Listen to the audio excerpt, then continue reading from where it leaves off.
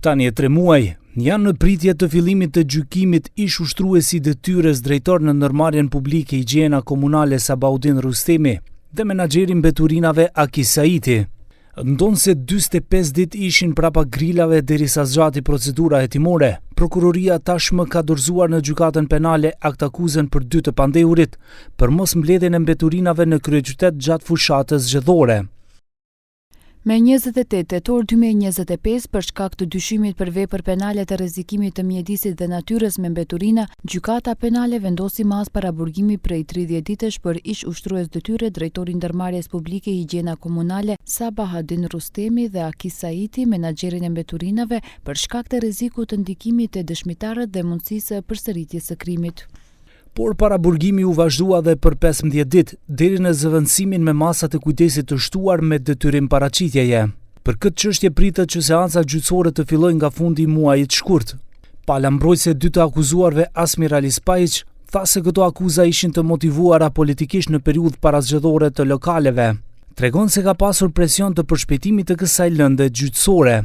Se nadevам дека od strana na odbranata koja što do ovoj moment nema da može da saopšti svoja teorija na slučaj, sve do početokot na glavna rasprava, a to je zaradi zaštita na profesionalni kredibilitet na odbranata, kako i na ovinetите.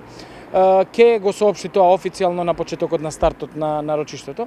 Мојот став е многу јасен во овој дел. Сметам дека во еден момент се избрза околу притисокот за да се расчисти цела оваа ситуација која што беше со, според мене, политички примеси, но секако, можете и да го следите и да видите дали тоа е точно или не е точно низ процесот кој што го очекуваме да започне.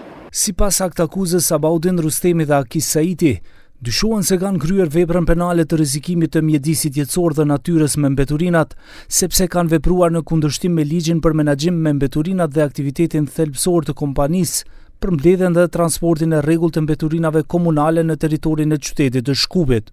Inspektimet e jashtëzakonshme dhe mendimi i ekspertëve të Institutit të Shëndetit Publik konfirmuan se menaxhimi i tillë i mbeturinave shkaktoi dëme në tokë, ajër dhe ujë, me një rrezik potencial edhe për shëndetin e qytetarëve.